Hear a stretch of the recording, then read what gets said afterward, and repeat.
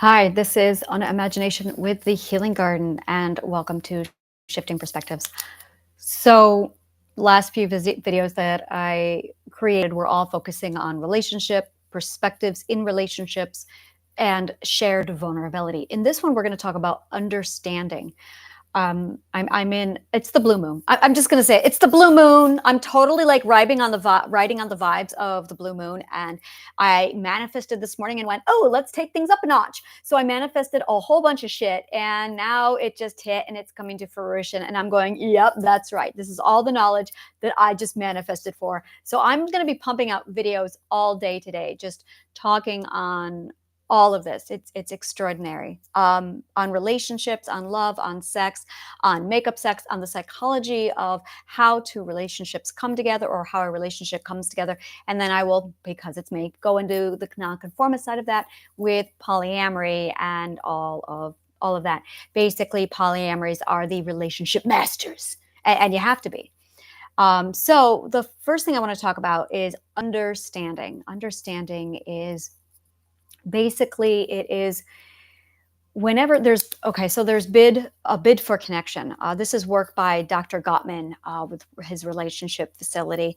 A bid for a connection is basically his theory, and I hate using the word theory, but this is philosophy, so it's going to have to stay theory.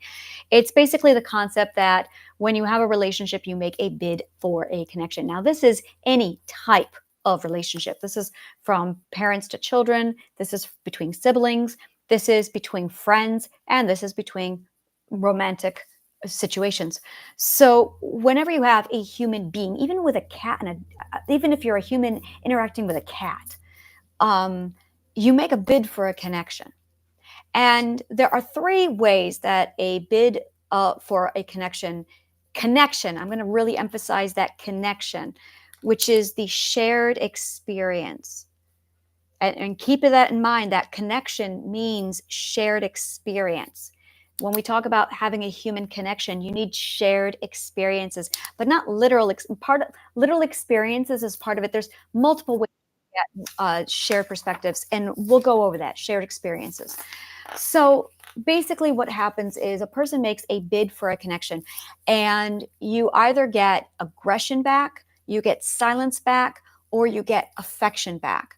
And when you make a bid for a connection and it's greeted with affection or something positive, it reinforces the bid for the connection to say, yay, we like this, do it again. And your brain gets a little like roller coaster ride. Literally, that is it. Your brain gets a little roller coaster ride. Every time you make a bid for a connection and it's greeted with positivity, your brain goes on a roller coaster. And then there is the aggressor, where it's basically someone snaps at you or they greet you with anger, they greet you with aggression. It's immediately, it's a, ooh, we don't like that. And you start to condition your brain to say, hey, if I connect with this person, if I connect with anybody, if it happens enough, your brain is going to learn that it's not safe to connect. Yep. And when you develop the base fear that it's not safe to connect, you start to isolate yourself, because every time you reached out, you were shot down, you were yelled at, you were ignored. Ooh, ignoring. So let's talk about that one. The third way that you can receive a bid for a connection is by saying nothing or ignoring it. Now, of all of these three things, silence is the most deadly. Silence is the absolute, it's the one to guarantee everything's going to go into the toilet quickly. And I will tell you why. Because when you are in a relationship with somebody and you are sharing a perspective and you're seeing eye to eye, that's seeing eye to eye is fourth perspective talk for being on the same perspective. So when you are on a shared perspective, an intimate perspective,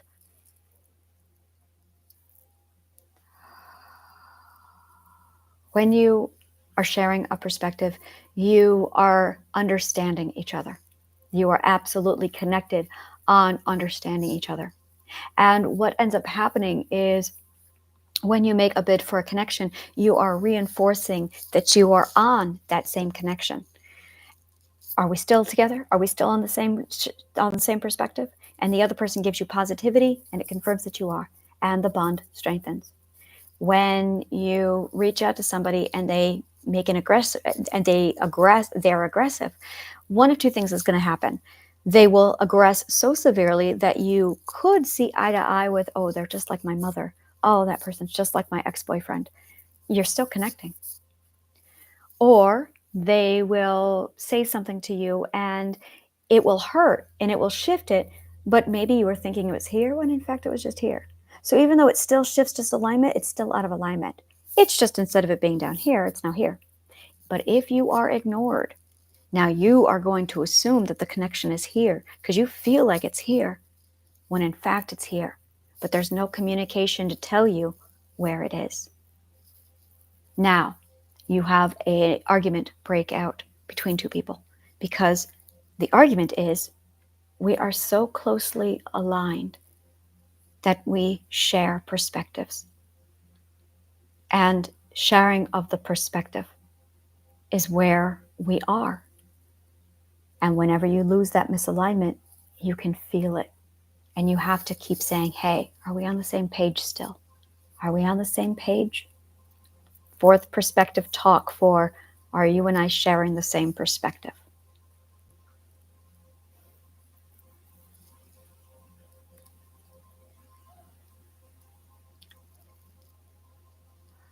Whenever psychology writes down something new, it's the next stage of growth. Because psychologists are the pioneers of human behavior. That's what we are. We are the pioneers of human development. But we're evolutionary. We change. Psychology has another field, a hidden field, that most people don't know about. The field is called sociology. Psychology studies an individual's behavior from birth all the way up to death. Sociology studies how a town's psychology is, how a city's psychology. It will show you how an entire country's psychology is. When I look at France, oh, I see a psychology. And when I look at Italy, I see a psychology. When I look at Germany, I see a psychology. And I see a psychology in the United States. We're third perspectives, by the way. The majority of us, this country is a third perspective. Yeah. Each country has their own perspective. America's really young. We're really young. Yeah, we're third perspectives. While the rest of the world is trucking in at like 6 and 7 perspective. They get the big picture. We have a lot to learn from them, but we're third perspectives. We're actually fourth perspectives, and we're kind of like the Wild West was the third perspective. There you go. The Wild West was third perspective. Yeah. Second perspective is when we first built our gorgeous, pretty little Constitution, and we looked a lot like Rome then, which is why most of Europe was built, or most of America was modeled after Rome, is because we were in the same mindset, the same perspective as Rome. So everything looked like Rome. And then the Dark Ages, and you see what I'm doing? This is sociology. This is amazing. And then you have the Dark Ages, and you have the Wild West. That's stage 3. This is stage 3 as a country. This is stage 3 as an age, an era. Okay. All right. So Age of Enlightenment begins. Age of Enlightenment is around the 16th, 15th centuries, 1500s. That's right. 1500s. So that is the Age of Enlightenment, and that is the start of the fourth perspective. Well, we are at the end of the fourth perspective. Yeah, we're at the very, very end. I mean, the very end. Millennials are the first generation of the fifth perspective. Gen X's are the last generation of the fifth perspective. And this is why Gen X's are on the cusp. This is what we're talking about. Because Gen X's are, some of them are going to lean over here, and some of them are going to lean over here into the new age, into fifth. I landed over there. Thank God I landed over there. But my other siblings, they landed over there. We're split down the middle. Gen X's are split. We are divided because we are the fourth going into the fifth, which is exactly what the fifth perspective is all about. Trying to figure out which side you're going to be on. Fifth is a transition stage where you go, okay, whose side am I? Am I going to embrace comfort, or am I going to embrace growth? And if you embrace comfort, you're going to stay with the force. You're going to be a 4-5 for the rest of your life. You might make it to 5-5, but you're going to pretty much stay at 4-4, or I'm sorry, 4-5. But if you lean toward this generation of Generation X, that's going to put you on the 6th cusp. So you're going to be 5-6. You value growth more than comfort. So you're going to be like reaching and wanting to get better with yourself. Everybody from stage 4 and below, they do not value growth. They do not value growth. They prioritize comfort over growth. Stages 5 and 6 and up, they value growth. See how this works? Which is why we're growing. It's because we're finally seeing, especially the millennials, they're the ones doing it. They are the ones who are basically getting us to the new era because they are 5th perspectives. Like half of Gen X's were born in 5th perspective. And all of millennials are being born in 5th perspective. Now their children are going to be born into the 6th perspective. This is how we're going to evolve over the next 20 years. Now, this is the beautiful part. The ones who are going to solve global warming, 6 perspectives. 6 perspectives. They're going to solve global warming. They're going to fix the water crisis over in the Hoover Dam area. They are going to fix the fuck out of this planet. It's going to take 6 perspectives to do it. Absolutely beautiful. It's going to become the age of the hippie. But this is sociology. This is absolutely how sociology works. So when you study psychology, like I think the first 4 years just study psychology as an individual, but it's later that you study sociology, and then there's sociology. So there's sociology, there's like layering levels of, there's a household. There's a household, mama, dad, and children. Well, a mama, dad, all sharing a household, and that's going to have a psychology to it. You leave 2 of your children home alone and they're like teenagers and you go to the store for 5 minutes, they're going to have a psychology. And every one of these things interacts and like makes its own little cocktail. It's absolutely beautiful. And there are 8 different cocktails. There are 8. Oh, I love this analogy. There are 8 different cocktails. The majority of people are in the 4th cocktail. And that combination of psychology makes up that 4th. So that's how perspective psychology works. And when you are in a relationship, it is your perspective matched up to your partner's. How alike are you? That's where understanding comes in. That's where you are on the same page as your partner, so you understand because you are sharing perspectives. When you are that intimate, intimacy is, are you ready for this? Intimacy is the sharing of perspectives. Okay, that's it. Intimacy is the sharing of a perspective. You cannot get more intimate than sharing a perspective. The art of sharing perspectives is the art of relationships. It is exactly what you seek to do. You are looking to share a perspective with someone. Now, are you ready? Because this is where it gets fun. How easy is it to share our perspectives with somebody if you are already aligned on all similar interests? The way you can align a perspective is through what you love, your interests.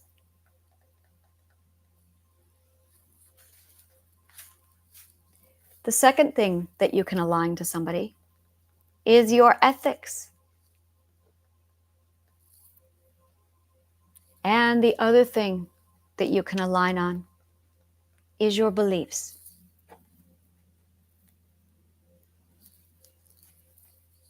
There you are. Welcome to the psychology of human relationships. Now, most of us look at interests, and that's it. Sometimes we'll look at religion, and sometimes we'll look at parenting goals. Parenting goals is actually under interests, not beliefs. So, in politics and religion, that is pretty much it. that is not sufficient data to pick a partner, which is why our partnerships almost always fail, is because we have love, ethics, and beliefs. And when we pick a partner, we are only looking at the interests, the religion, and the politics.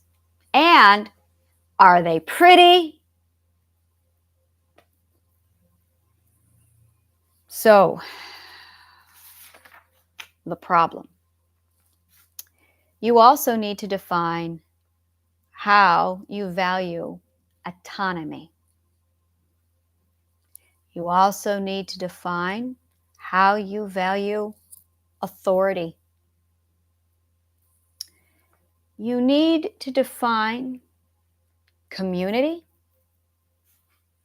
You need to define a person's ability to self-govern.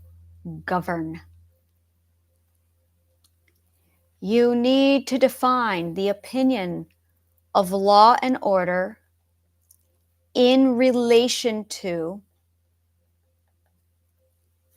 autonomy.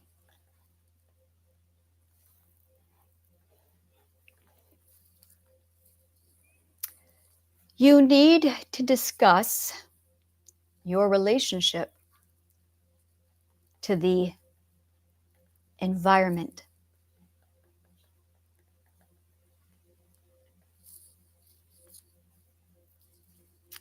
You need to ask one's opinion on astrology, and you need to ask one's opinion on the system and the patriarchy.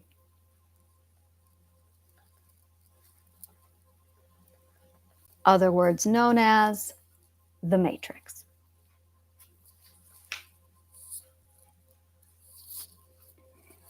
One, two, three, four, five, six, 7 different ethics that you need to be discussing. 7 different ethics. There is one more. I knew there was one I was forgetting, and I'm like, how do I word this? And I thought it was under something else, and I just remembered. How you prioritize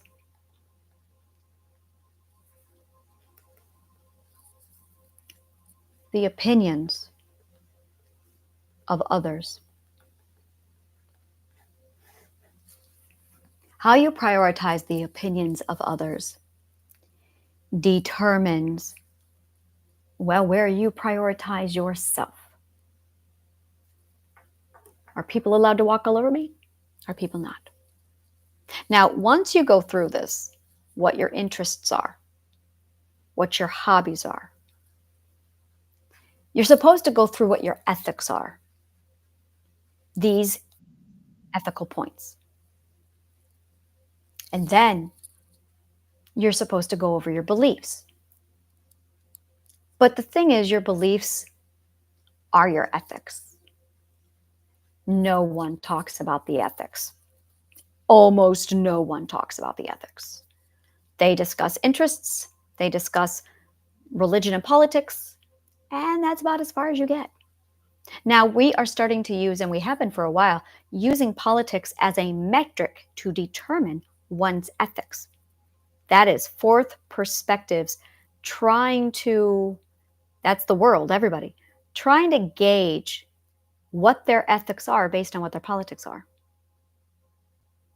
Politics are a spectrum for these 8 ethics. However, they're not all represented, and that's the problem. But we know this. We know this, right? Everyone's complaining about a 2-party system. It needs to be an 8-party system reflecting all of these things.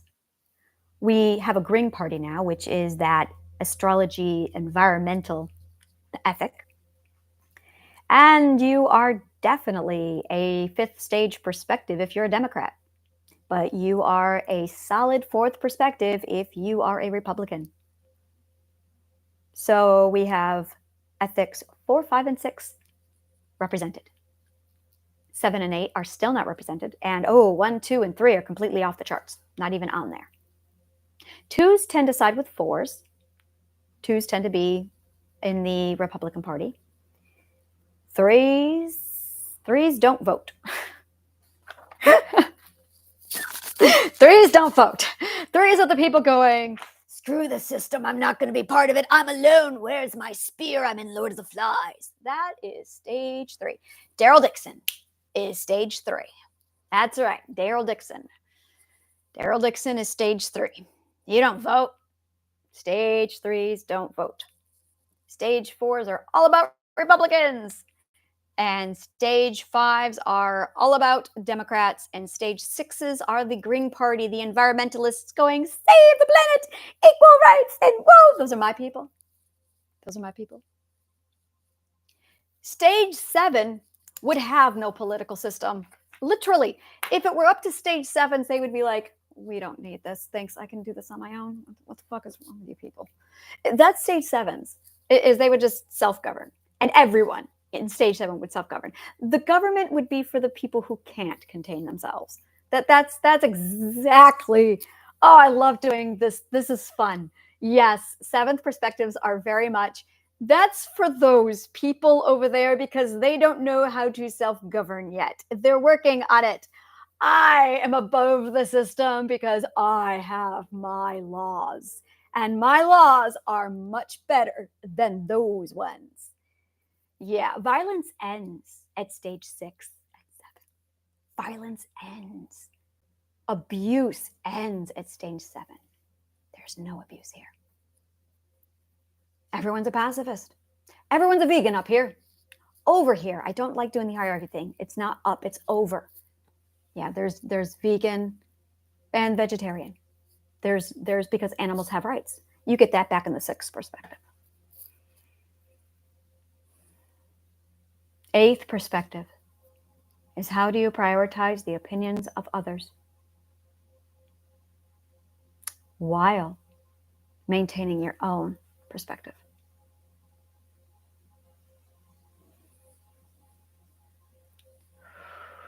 Stage 8's lesson to learn. I've been waiting for this. Yes! Oh, I'm so happy. I've been waiting for this. I made it to 8-8. I just made it to 8-8. I am so excited. Okay. All right. Stage 8. I know the lesson I need to learn. Oh, I've been looking for this.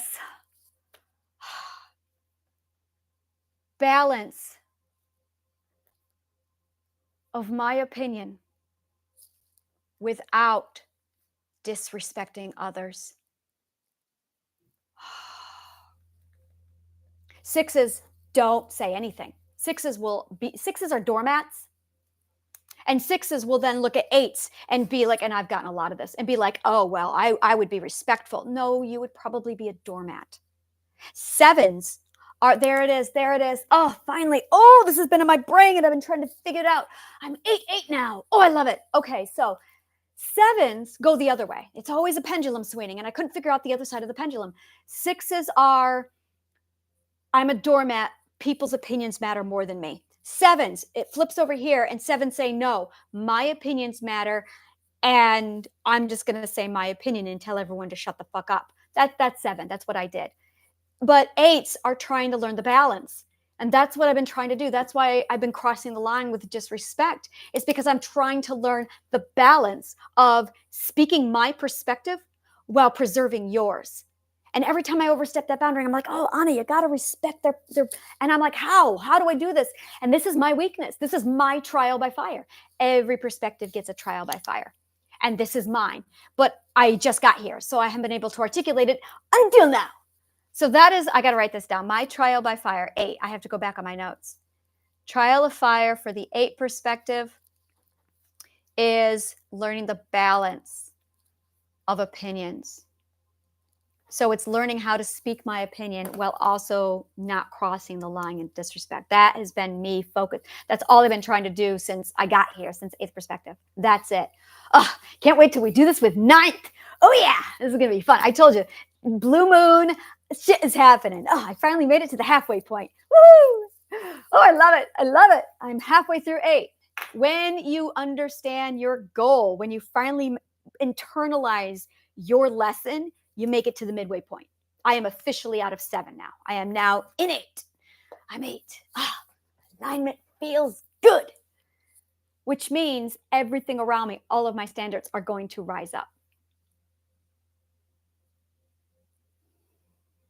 which is why when we seek to grow, we run a risk of losing the people we love because they cannot grow with us. And if they grow with us, there will become a perspective gap.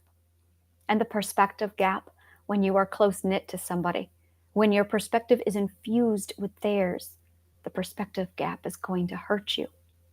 Which is why it's imperative that when you pick a partner, you pick somebody who is in the same group as you, because you can't guarantee that they will grow with you. If it's a perspectives 1 through 4, they're not growing with you. Perspective 5s might. Perspective 6s will grow. Perspective 6s are in a lot of pain, and a lot of fucking pain. They have to grow or the pain does not stop. And a bunch of 6s spend their lives just screaming in agony as the energy field rips apart their hippocampus because they don't know how to discipline it. Stage 6s, call me, DM me, message me, comment. I know what you need.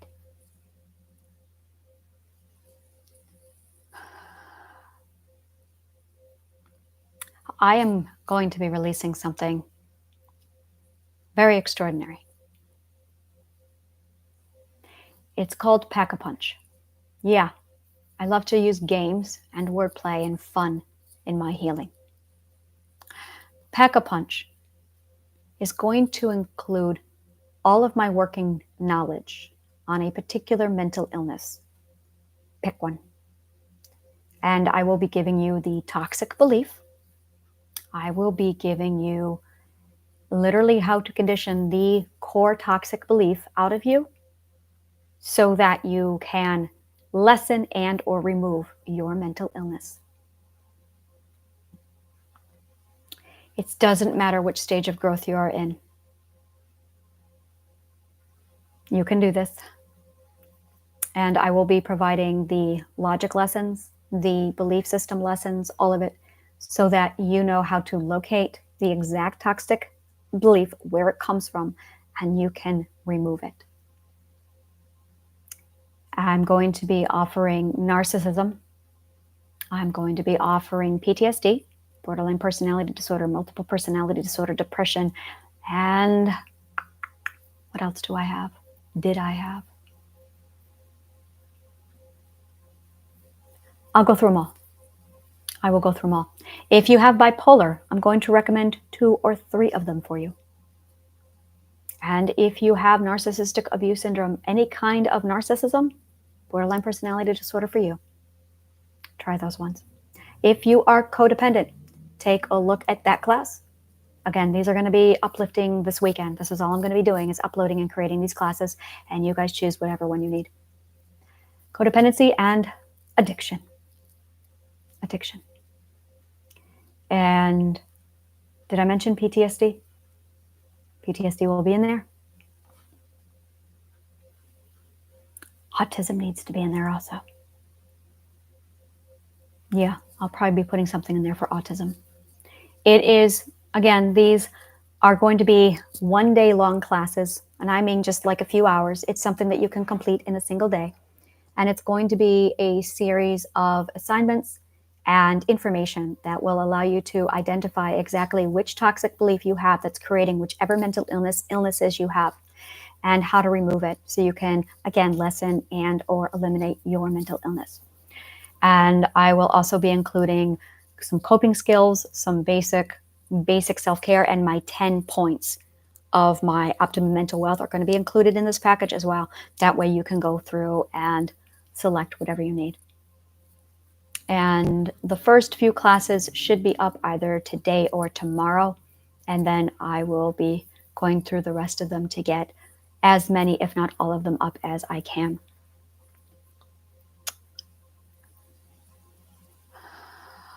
I'm going to be continuing the romance, the dating relationships psychology, and what it is to understand and meet in alignment, and how perspective psychology absolutely is part of and how it creates relationships. Thank you so much. And if you like shit like this, subscribe to my YouTube channel. If you want more shit like this, subscribe to my amphitheater below and participate in my daily morning self-care routine and meditation. And if you cannot get enough shit like this, consider becoming a member of the Healing Garden. The information is down below. Begin with Get Your Healing Plan. Thank you so much, and may the kindest of words always find you.